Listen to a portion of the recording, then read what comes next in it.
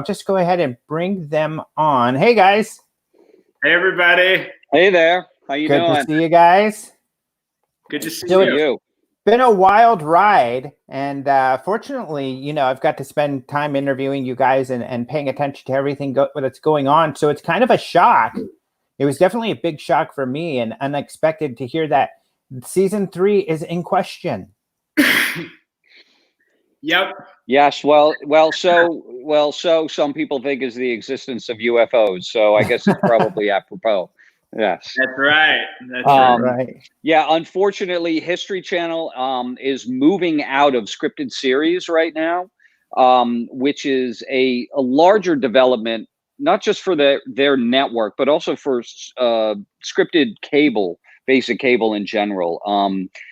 Given all the cord cutting going on, given the streaming services that are really sort of taking over our living rooms, History has sort of opted out of the scripted series business, which is actually, in some ways, I think good for us because, the studio that produces and ultimately pays for the show is committed to finding another home for it on like a streaming service, where we feel like could actually present a larger audience for us, not necessarily appointment television, allow people to catch up on it. And so it's been no reflection, and David and I could spend a lot of time talking about all the calls we've gotten from the network and the studio as well about how it's like it has nothing to do with how well the show is performed, about how creatively they love the show and everybody involved. It's a much larger business decision at a corporate level. But that, with any luck, we're going to find a new home soon. Yeah, I think everybody feels the show's gotten better and better. So I think that's why it was a little bit surprising to people. But it's kind of interesting that you mentioned that. Really, it seems like the networks are going towards reality, whereas the streaming services is where the kind of narratives are going. That's right. And, sadly, we're kind of seeing that across the board. I mean, I think it's getting tougher and tougher to have, to tell a scripted story when you have to cut to commercial breaks, and I think on History, we cut to 5 commercial breaks, we have a 6-act structure, which is a lot. And we always would listen to our fans who would be like, we love the show, but my goodness, are there a lot of commercials? But, you're seeing this across the board. I mean, USA announced that they are really shifting their model to like event miniseries and moving away from scripted and focusing on unscripted programming and event miniseries. History is obviously doing the same. And it won't surprise me if we see other networks do that as well. I think audiences are hungry now to consume their scripted content at their own time. They like to binge and they like to watch it without any interruptions, which I understand because I think TV is becoming so much more cinematic, so much more like a movie. I mean, I know Sean and I would talk about this all the time with our show. I mean, we try to aim to make every episode feel like a movie, feel like a mini movie. And that's hard when you got to then like cut to a commercial for toothpaste or, but it does help us tell very dramatic, we would always try to play to commercial breaks and things like that. But, our show is unfortunately in some respects, a casualty at this stage of a shifting, market and frankly, just a shifting business strategy from the network. And Sean hit it right on the head with like, we got some really nice, wonderful calls from everybody just about how they felt creatively about the show. But, History's moving away from the seasonal scripted business. They will do the occasional event miniseries, but, that leaves us with, now on the quest to find a new home for us to continue. Mm-hmm.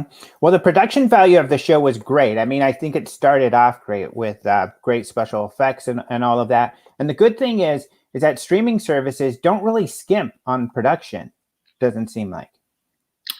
No, they have a very different business model because with any commercial or ad supported television, you have to base your budgets on ad revenue. And that can depend on everything from what night of the week you're on, to what time you're on, to what your lead in is on. Whereas on a subscription service, you're kind of, as I say, playing with the house's money, right? What you're really trying to do is always gather more subscriptions, but because you have a guaranteed monthly income coming in on all those subscriptions, you know what pot of money you're playing with. And if you can find those prestige dramas or bring more eyeballs in, it's just, the math is much easier, and they have more money to play with. And it makes sense. It's funny because I think we as writers have been talking about this for years, and you've seen the business moving in this direction. I mean, even my own dad says he won't watch the show live, because of all the commercials and the fact that it's on at 10 o'clock. Whereas now streaming services, you can pick and choose when you want to watch. You can, if you have commercials or not, you can still, it's much more user-friendly in that way. It's funny. I stream everything. That's where I'm hopeful that we potentially can find a home, because we have such a great and loyal fan base. Roughly 2.5 million people watch the show every week. And many of those people, our hope is that like they would, those are people that would be in the subscription business, would sign up for, an Apple Plus or Amazon Prime, or, as I plug potential homes, Netflix, if they don't already have an account, Peacock, etc. So that's what people have been saying. Hopefully you get on Netflix.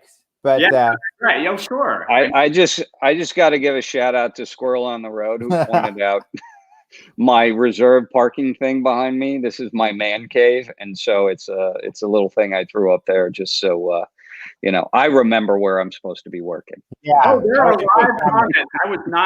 I was not aware of this till right this second. Here we go. Yeah. There was another comment that was made along the lines of what we're talking about, and I love it. It made me smirk when I saw it also, because I grew up watching commercials. Of course, I was of the age where you had to watch commercials. I hate commercials. Now I stream everything. But this person said, even though there can be too many commercials, it's a great way to make the viewer stay attached to the screen and wait for what's coming next, which is kind of funny, because you did have kind of that cliffhanger every few minutes in the old days. And I guess you kind of still have it, but now you don't have to wait but a few seconds typically. But on TV, you actually have to wait till the commercial breaks is over. Well, that's a really good point, because I totally understand what that is. But if you reverse engineer it, and sort of wag the dog, as it were, what it creates for us in the writer's room is every 3 or 4 or sometimes 5 scenes, we have to come up with something that will grab you and be a bit of a cliffhanger 5 times an episode. Yeah. And I think sometimes that's great, because it gives you a very clear set of rules as writers. And it forces you to sort of engage the audience that way. But then sometimes you always wonder, are we being authentic in the storytelling because we're really trying to write for a commercial? That's right. So it's a double-edged sword. I don't know that if we were on a streaming service, that maybe we have those things every 5-6 minutes that make you have to go, how do we come back? And you'd be surprised how many times you get a network or a studio note that's like, we need a bigger act out. And that's right. Like, oh my God. Yes. Yeah. And you're going to manufacture something that feels, and this is what is hard from the creative standpoint. You're winding up, you have to manufacture bigger moments to appease a commercial format, and as writers, you never want to go, we got to do something that's inauthentic. And yet you go, yeah, but people are going to have to go to that toothpaste commercial. So what can we give them in this moment that makes them want to come back? Yeah. So I think it works in some ways. It's great, because I think we work really hard to get people back. But I think in other times our instinct might not necessarily be in this scene. We would want to go, how do we make a cliffhanger? Yeah. How do we swell the music as we cut to black, which we certainly do quite a bit. I think the only thing that I ever liked about our commercial breaks was just, as some of the fans out there may know, I would live tweet the show.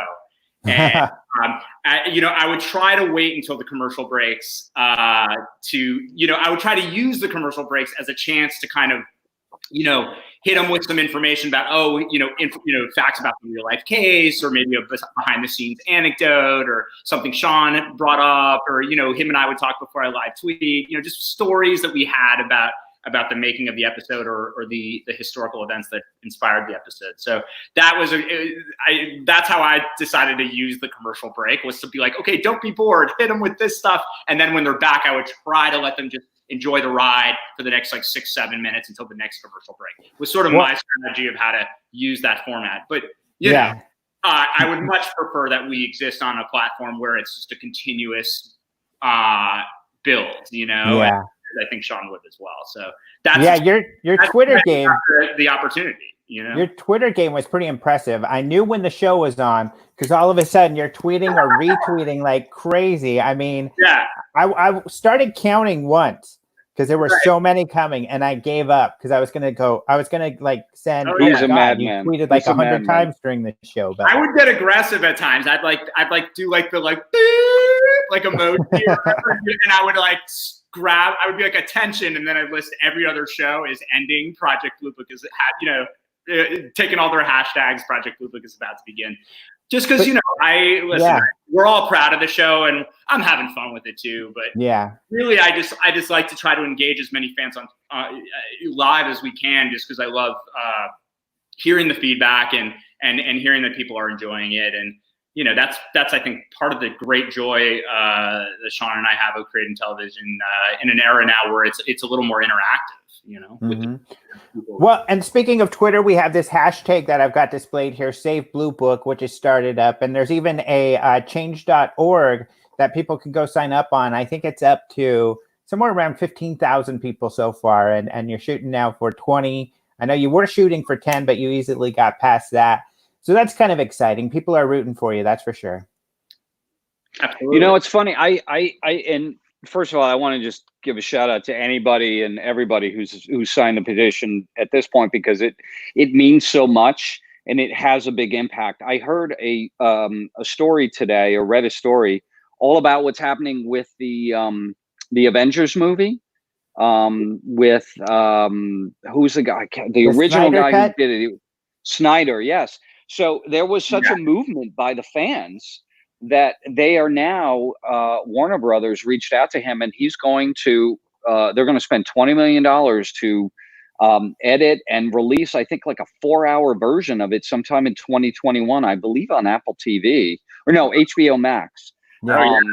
And that's a direct result of fan involvement. That is a direct result of fan involvement. And I think not just I think everybody from studio and executives down to, you know, the showrunners and the producers and the actors and everybody so appreciates that kind of involvement, because people listen and things actually happen. And so it's just it's a great byproduct of how the world is right now. So I want to say thanks to everybody who signed. I just want to thank Karsten, who literally just hopped on, and he's the creator of our petition to save Blue Book, and he just hopped on just to tweet the link and oh my God, dude! Thank you, amazing, dude. Yeah, and thank you, man. You know, when we found out the show was canceled, we didn't envision a petition or any of these things. We just were like, okay, let's try to find a new home and let's focus on that. So it's funny, like now that we're in these shoes, you know, you end up doing a little bit of the research into like, how did The Expanse do this? How did Lucifer do this? Some of these great shows that have survived, and many do. And I think that it's fortunate we do live in a time where it's fortunate that a show can have a second life on a new platform. And but it's just great. Like I literally woke up the day after they announced it, and I saw that this had started and already had like hundreds of signatures, and I was like, oh my God, this is amazing. So we really do have, like, you know, and Sean and I talk about this all the time, some of the most incredible fans, and just you know, they create so much fan art. You know, anybody who follows me on Twitter knows I share that fan art every week. I've done it for like 40 weeks. It's amazing. It's fun. I put it there, and it's like I share it in a little grid, and it's like I'm always blown away by that. And yeah, lots of great fans, and I think a lot of them are really excited to find out what the heck happened to Quinn. Spoiler alert here, but probably everybody who's a fan has already seen this, and by now it's impossible not to have seen it. But what's interesting about that too is Quinn was kind of the guy that you didn't necessarily like at the beginning, the little punk who knew it all and kind of the debunker guy. He grows this relationship with Hynek, who we all loved from the beginning. And then the second season, they grow closer, and you fall in love with both these guys together as a team. And then all of a sudden, kaboom, no more Quinn. That's right. Well, it felt like a very, sorry, what were you going to say? I'm sorry if I cut you off. Oh, no, that's okay. I was just going to say, but I've seen in other interviews that that's what you want to go. Should there be a season 3, the search for Quinn? Oh, well, yeah. And he is, Heineken Quinn, as they're called, they're our franchise, right? And I think we had a strong plan for how we wanted to approach season 3 at the end of season 2.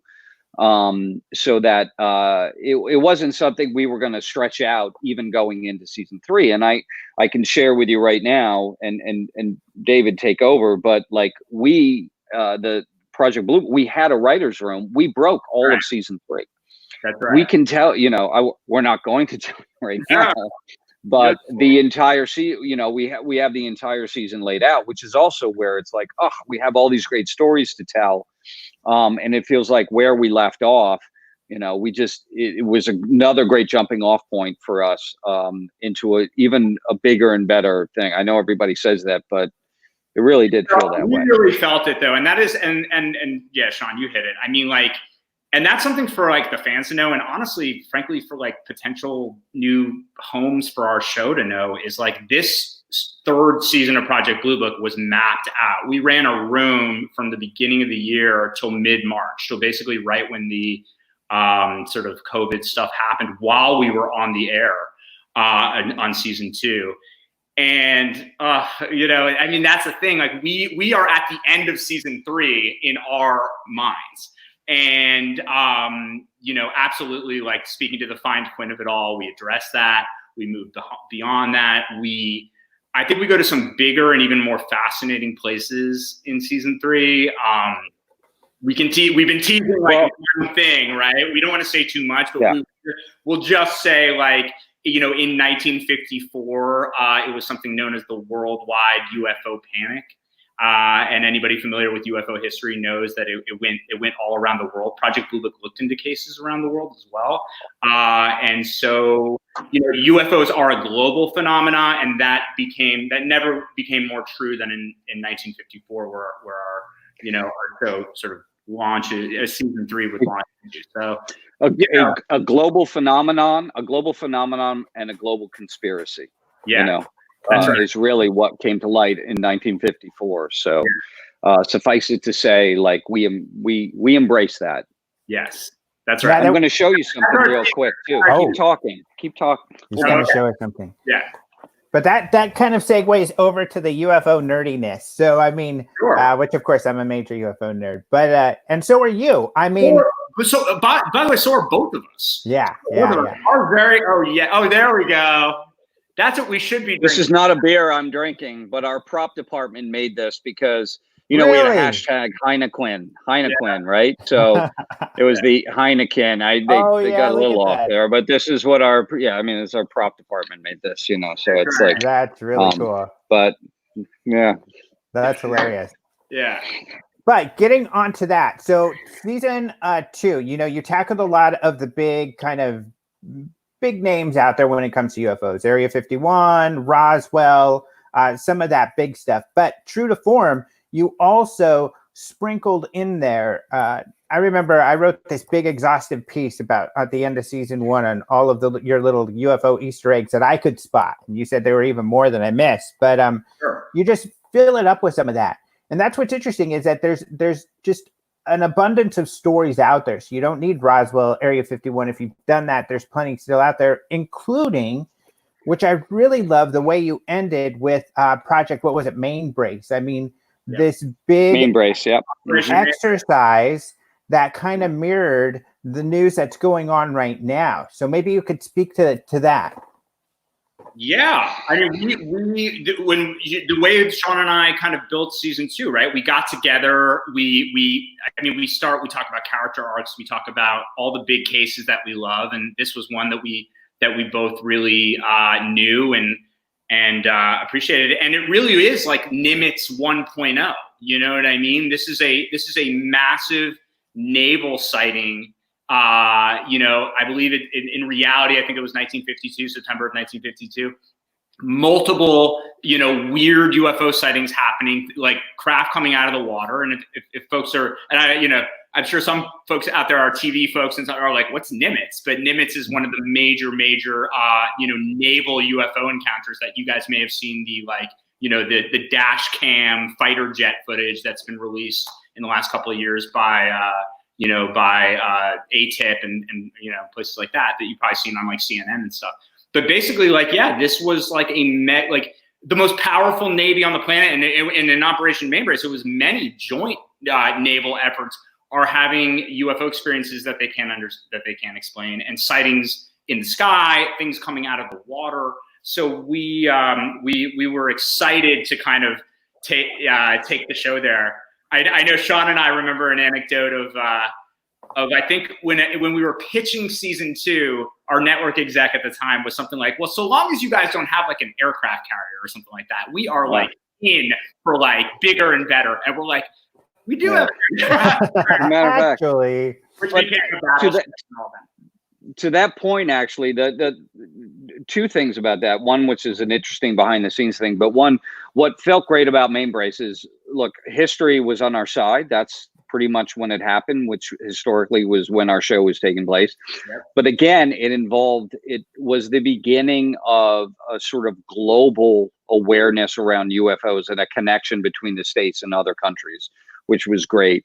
And the idea, and our characters say this, or at least Turek on the ship does, which is like, they're already here. Yeah. Which is an idea that we had not explored yet in the series, that the idea that UFOs are not just in the sky or visiting us, they've been here. And we love that as an idea for our characters to contemplate, which is like, we've been looking up there. What if they've always been here? And so picking up from there and sort of moving on.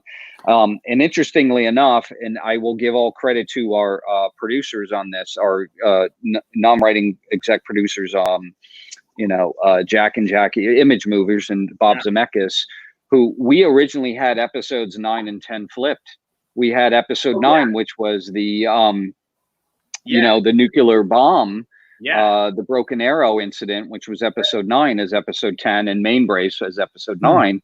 And after some conversation, they went, you guys really need to flip that. And I think there was a little resistance at first. And ultimately we were like, you know what? How did we not see this before? This just makes so much more sense. But it's so funny, again, what a group effort it can be too at times. That's right. Yeah. I mean, which is great also because little did you know that, the Navy UFO videos, which were part of a similar incident, would be making big headlines again during that same time period. Exactly. Huge. Huge. Admitting that they're gonna, that they are now gonna change their entire, protocol by how naval soldiers and people can report UFOs is huge. And then even very, very recently, just the Pentagon, I think this was after we aired, I believe, acknowledging, yes, we have no idea what's on those videos. They were never meant for public consumption. They are officially unidentified. And this is just huge. It's the fact that these objects are evading, when chased, they flee, and we don't understand what they are. That's always been for me the signifier that you're dealing with something, an intelligence, because they evade. Like, you chase them, they move, and we don't know what they are. The most powerful Navy on the planet, the U.S. Navy, doesn't know what they are. What I really find interesting about that too, and why I love that the show happened and that you all covered real cases, is that, essentially what happened with the Nimitz in 2004 and a similar incident in 2015 is they catch these things on radar, jets are scrambled, they see them, they try to pursue, and the things take off at incredible speeds. But the real cases that you covered in Project Blue Book are the same. It's been going on for Lord knows how long.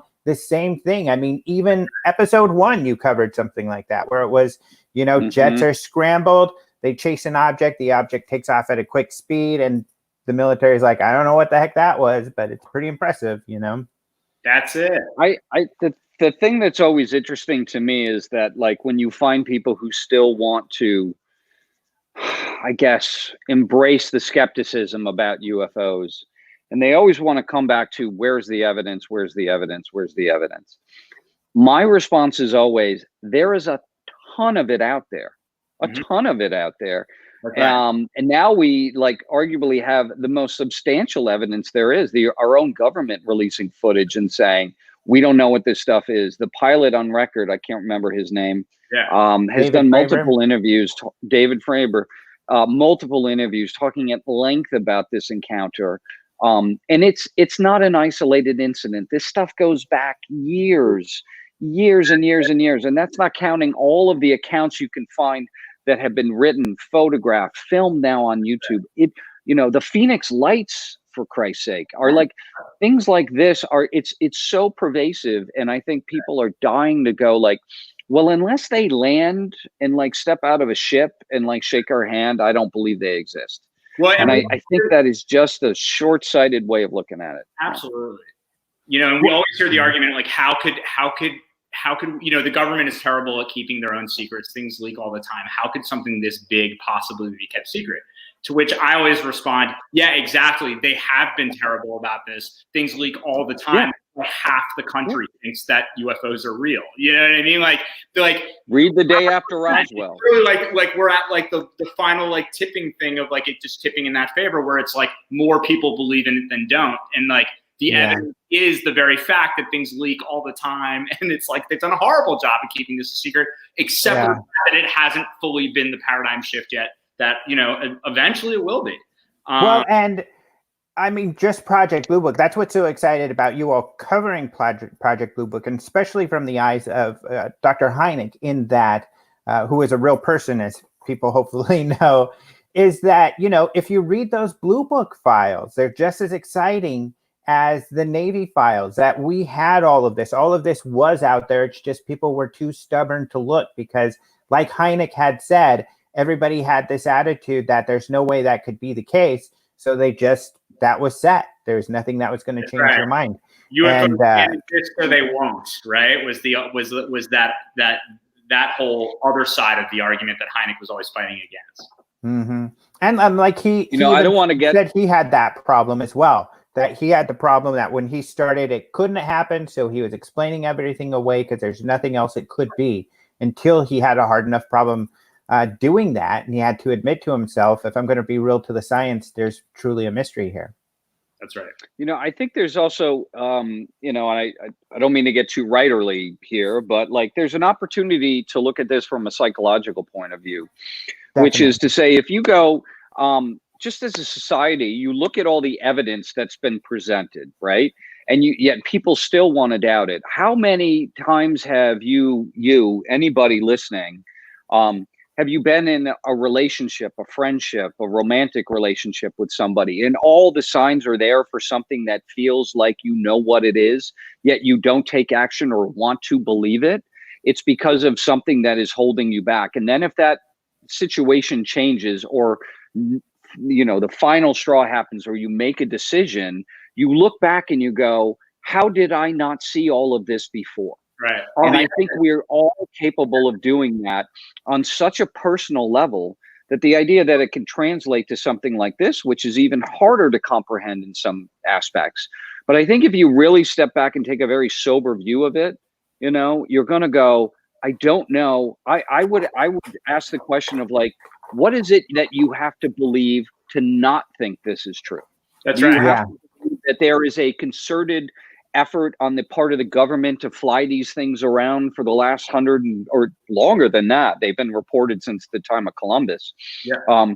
That all of these governments have these things that are out there just to get people excited, just to get governments engaged, just to create a narrative, just to do all of it. Is that what you really believe? That's right. Or can you believe that in a universe that is so vast, we have more stars and planets than grains of sand on the beaches, and yet out of all of that, nobody's figured out how to come here and go back, even though we know from a physics point of view, it's possible to bend space and time with certain, mathematical equations, Mm-hmm.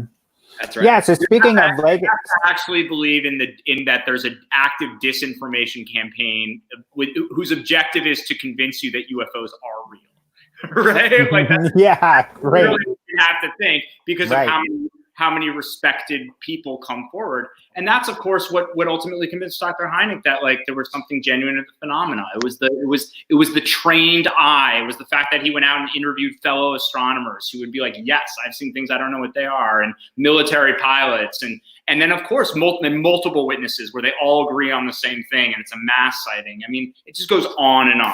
It's undeniable that the phenomena is genuine.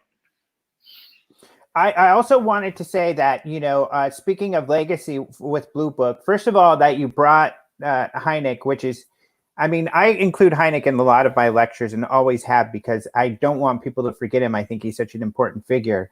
But that you brought, the Blue Book and Hynek to the public so that a new generation can know who he was and what his work was.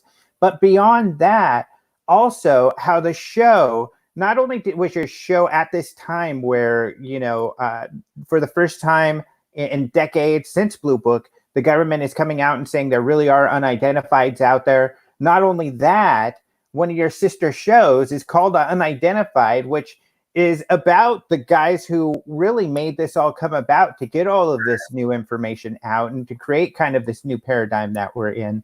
I mean, it was kind of a perfect storm that you all fit right into.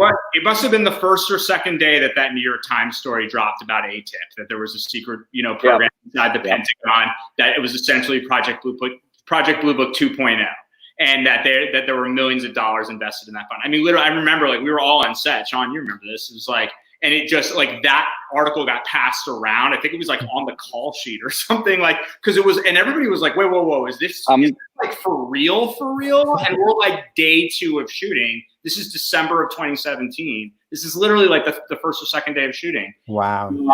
And yeah, I mean, I think that's been one of the amazing things is that we're telling this sort of origin story about, the 1950s and the first real concerted scientific inquiry into this phenomena, while simultaneously in 2017, 2018, 2019, 2020, all this stuff is shifting. The narrative is shifting about UFOs and the reality of UFOs. I mean, Sean and I would talk about this all the time. How many different emails would we get from friends being like, wait, this stuff's for real? And you're doing a show on it? This was, by the way, since we're, this was a day 1 of shooting picture. We had this crazy fog roll in. Yeah. Came. I think that's when we I think the article came out. It just felt like we were in a very sort of magical space at that point. We're wow, we're doing these real life stories. It's coming out, it's coming back at you in the moment. And even on set, it felt like this atmosphere was just lending itself to the whole thing. So that's right. Let's ask some questions from the chat. I think it was Trashy Boot here who asked, how many seasons do you have ready to go? How many seasons can you go? Well, I mean, you always you want to have as many as you can. The great news is that Blue Book had 12,000 cases, so we have an endless supply. We broke season 3. We already knew what season 4 was that we talked about before we ended season 3, and I think we just got tired after 3 months. Yeah. But suffice it to say, we could easily go. The joke has always been 6 seasons in a movie. Right. I think we could do 7 seasons in a movie very easily. This is a show that, just given the, the case aspect of it, and also the great soap that I think we bring, and the history that's there, it's kind of endless. It's kind of endless, and because the phenomenon has existed for so long, and Blue Book was around for so long, and Hynek was around for so long, that it's something we can continue to do throughout decades.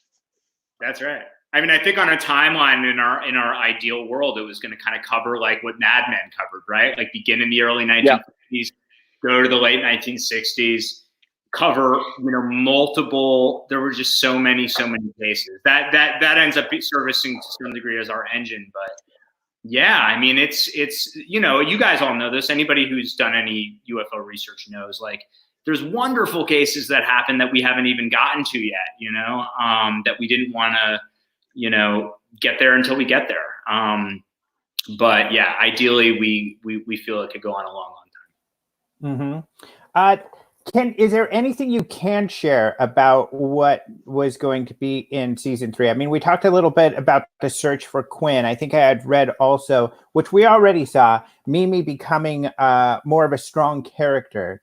And it seemed towards the end, with her taking off on Harding and everything, that we were going to see more of that. Right. Yeah, Mimi for sure. Look, the real Mimi Hynek became very involved in her husband's work, would edit his, manuscripts, helped him write the books, would actually have witnesses over for dinner, became very engaged. And I think we wanted to really embrace that, not the least of which is that's where that character was moving.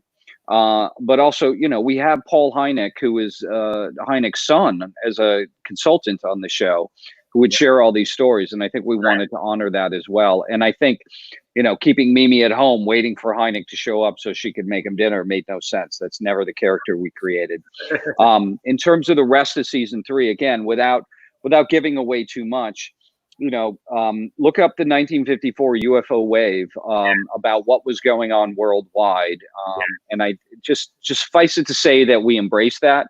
That's right. And in the same way that we looked for Roswell and Area 51 and Maury Island and things that were seminal cases here around that time, even if we had to move back to find them, we embrace that in our season 3, because it felt like the UFO phenomenon was worldwide. And again, the conspiracy needed to be worldwide. And that's where you can bring in the generals. That's where you bring in the better soap. That's where you bring in the deeper stuff that's not just about what people see in the sky. So I will leave it at that, as we are still shopping the show around without giving away too much. Yep. And I think the only thing I'd add to that, guys, is that we really did map out, I mean, all the characters, the generals. We got some wonderful storylines that we want to tell with them this season.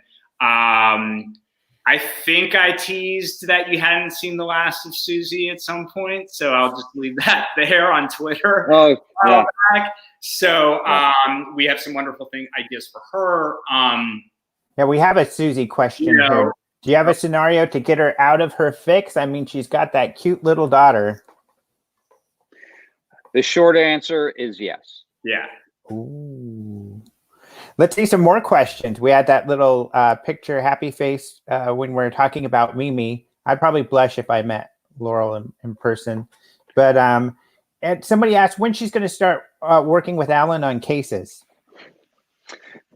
Well, for us, it's not about necessarily working with Alan, but working alongside him and informing him on what he's doing by like a sort of tandem thing that she's doing. In other words, like she gets very involved in the UFO phenomenon moving forward, which allows, I think we experimented with that in season 2 with the civilian UFO group. Yeah. And I think we double down on that and go even farther and give her more agency, so that she's not just able to talk to Alan about stuff. She's also to have her own sort of information and conflict with him, because of some of the information she's learning can also be in conflict with what he is figuring out. And I think that actually goes to the heart of what the phenomenon is like some people want to believe one thing and some people want to believe something else. And she has access to certain things and goes down certain roads that Alan can't necessarily do. And that creates conflict, and that's great for our character. He explores aspects of the phenomena that Hynek isn't exploring that fit together into a larger puzzle of as we all know, if anybody who studies UFO, sort of the breadth of the high strangeness of this phenomena and the depth of some of the other mysteries of the phenomenon. Here's another question. That's so vague, but you know what I mean. No, I think that's great. I think I get it. So Delia asks, how did you select the actors for each character? Every one of them is amazing. P.S. Aiden is my favorite actor on earth, and he was such an amazing Hynek. I can't imagine getting someone better. We have to shout out our casting directors, Scott here. And Victoria. Yep. Yeah, Victoria Burrows and Scott Bowen. Anybody looking to make a movie or a TV show of a decent size should really look at them. They were wonderful. I mean, we had ideas, of course, but they had ideas across the board. And what was great about them too, I mean, listen, we dug deep. We had to fight for some characters. I think for some casting. I think we talked about. I mean, everybody loved Aiden. I mean, I think from the get-go it was about who do you believe can be the smartest man in the room and who's also inherently just likable and a family man, and you buy as that and all that. And Aiden checked all those boxes. I mean, you knew he's the smartest man in the room from Game of Thrones, and you knew he was likable as hell from everything else he'd done, except when he plays a villain. But he was a clear choice. But like our casting directors came to the mat for us on some of the other casting choices. Like I think we've shared that, like Malarkey, we had to really fight for Michael. Just really not because of Michael. I mean, Michael, it was obvious to us, but it was about how really I take some of the blame for that. It was sort of how the character was initially conceived, which was more of a kind of, as I would always say, like a young Paul Walker, like a very clean cut, very kind of like, salt of the earth, corn-fed Ohio boy, built, that kind of thing. And Michael, and not that Michael's not built, but you know what I mean? He came in with a lot more edge and intrigue and interest that made us realize that, like, oh, this character can have like darkness that he's hiding and secrets and be more than just one thing. And once, his casting reel, I think honestly, like, changed for us what the character could be, but we had to fight for it. So every step of the way was a bit, was a bit of like, it when you see it. We watch a lot of reels, and but we really do give hats off to our casting, and then just fortunately, and to the actor who we selected, because they were all just amazing. Yeah, that's what was fun about Malarkey is, he's the perfect egotistical, fighter pilot guy. He comes in here, he's already got it all figured out. But there were so many moments of him just kind of reinventing himself, or at least all this self-discovery, where he had to question everything he thought he knew. And I think that people could really identify with that. Yep. Here's another question. Squirrel on the Road, who made the comment about noticing your couch is reserved for you. He probably figured in his house. Sometimes you got to do that in the house, otherwise you won't get a seat, right? If you have a family. Yes, exactly. But he asked, will we see William unseen again? Well past the Rescue Quinn episode. He says he loves Ian Tracy's portrayal. So do we. Sean knows this. Not only do I have a soft spot for the unseen character, and always have, and that's always been a character that I've been protective of, or like it's important to me. Ian Tracy is amazing. Just an amazing human being, an amazing actor. You guys should look him up. He's been working forever. He's huge in Canada, and is huge here too, and hopefully only going to get bigger. The short answer is yes. Yes. I think, like, it's funny, like Aiden, on our final podcast for season 2, one of the last things he said in our podcast kind of spoke to what he felt was the importance of the unseen / William character as being, in some respects, sort of like, a bit of the soul of the show, a bit of the embodiment of the mystery. Sean and I both, I think agree with that. And, and we got lucky that he can be a lot more than just the shadowy figure, kind of, spitting off cryptic sentences that, like, evoke wonder and mystery. He's a veteran actor and a great performer. So I think we want to continue to find creative ways to use him. And I think we, hopefully answered some questions about his origin and left some things yet to be discovered that we would want to delve into. Mm-hmm. Here's a couple questions. It's funny because they came in at the same time and they're very similar. But essentially, one asked, what was the most interesting case to go over? The other similar question was, what do you think is the most sensational case Project Blue Book investigated? So maybe for each of you, if you have an answer, what was the big case for you? Was the most interesting? I mean, but I think both the finales were always important, interesting cases for us. The fact that in the summer of 1952, multiple weekends, on radar, unidentified objects are flying, scaring our nation's capital. That was huge. Mainbrace, where you got I forget how many countries. Somebody help me, but like 3 or 4. Yeah, it's more than that. Really joint military exercise in the north. North. It's all of NATO, right? Yeah, they're doing a joint military exercise in the north. Richard Dolan would know the answer to this, but Rich, look it up.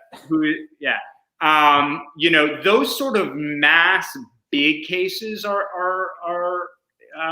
were always fascinating to me. Multiple witnesses, physical evidence, radar, eyewitnesses, those kinds of things would. And then forgive me, I forget the second part of that question. Just that, which cases, which you answered, I think. And I'm going to post a link here from NICAP on Mainbrace so people can read that. I have to add, because I think that the DC one is fascinating to me, because I remember when we'd tell people what was coming up or what we were working on about that incident, nobody had any knowledge of it. And the idea that if you imagine something like that happening today, where UFOs flew over the Capitol building and they scrambled fighter jets, and it happened 2 weekends in a row, and the president was involved, and multiple witnesses, front page, and mass hysteria.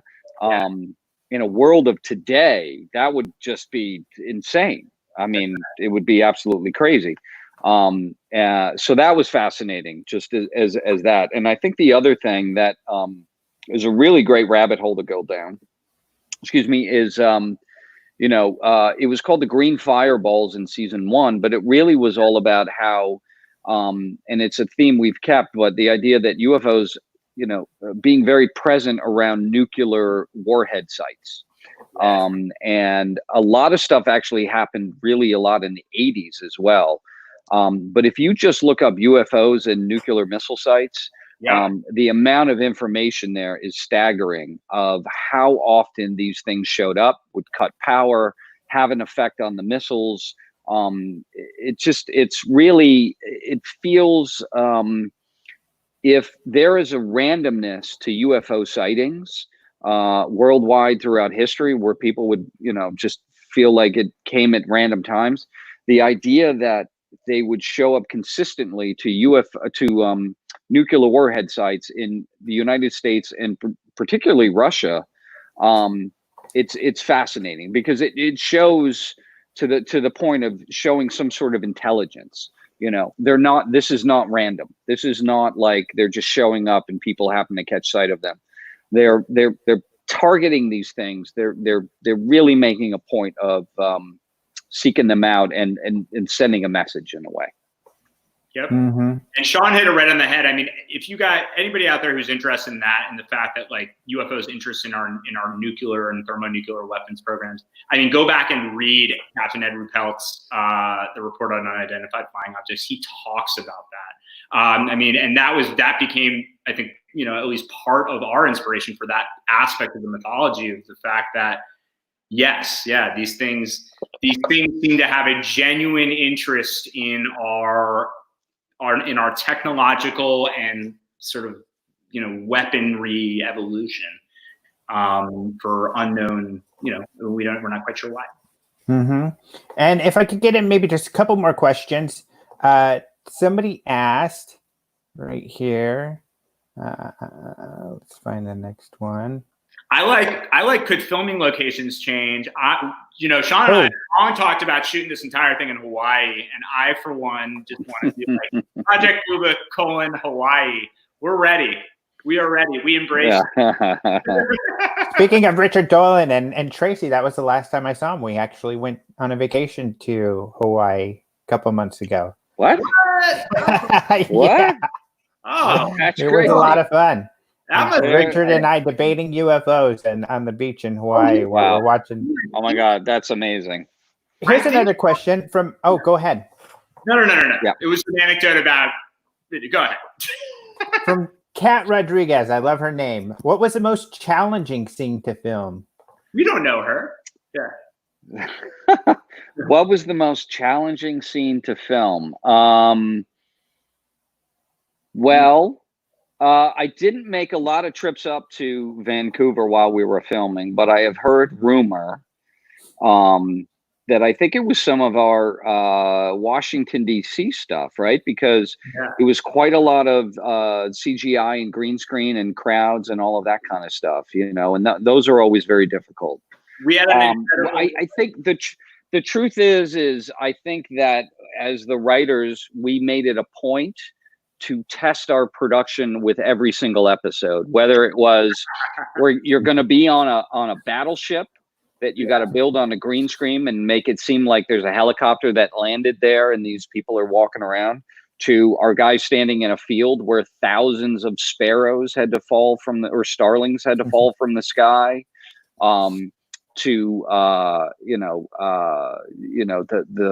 whatchamacallit, the ranch, the ranch in season Skinwalker? 2. Why am I Skinwalker Ranch? Yeah. I think we always tried to one up something for our production people so that they would be like, I don't know how the hell, you know, blowing up a car at a gas station, you know, I mean, everything. I think we tried to completely re-up ourselves, but if I'm going to answer the question, I think unequivocally, shooting all of episode 10 on a battleship in the middle of North Atlantic that was really took place on a stage with green screen. Yep. How cool. Right. I think 210 scared everybody. I think 110 scared everybody too, because I remember they had to figure out how to, like, 110 not only had like DC and President underground bunkers and, you know, tunnel systems, but it had Antarctica.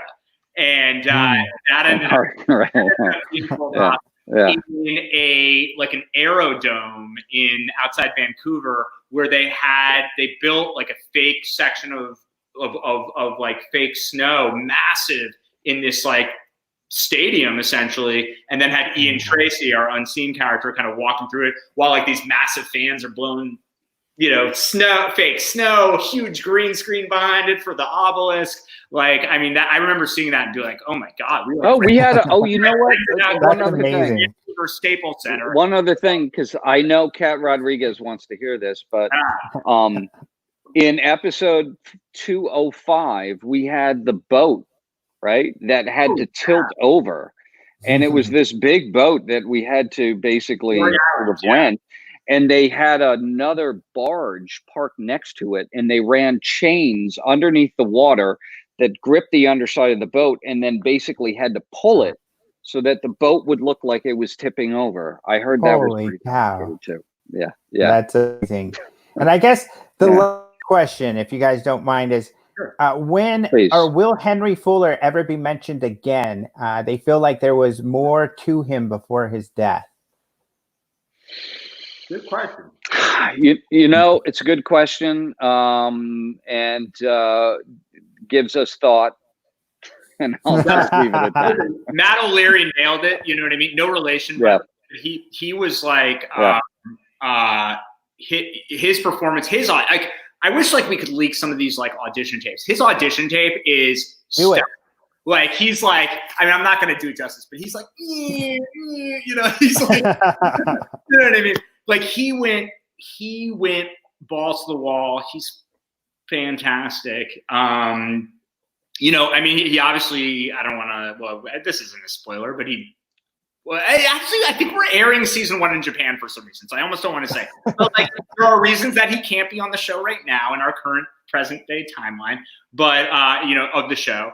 But he's awesome, and I think you're right that you know, that he's somebody who left an impact. You know what I mean? I mean, all of our cases leave an impact. I think it's like, it's this growing swell of like information, as so many UFO cases really are, right? Like you hear one, you're like, that's crazy. You hear another, like, that's crazy too. They don't always connect, and you're trying to like fit them into a larger puzzle of like, okay, what is the nature of what's happening here? And that's hard to do in reality or on the show.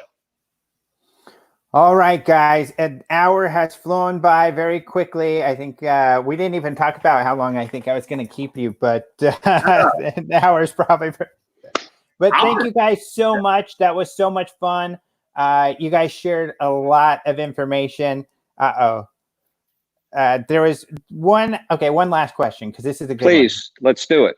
Do it. This is great. They want to know what you think about Skinwalker, because it was actually a ranch that was investigated by scientists. That's a real place too.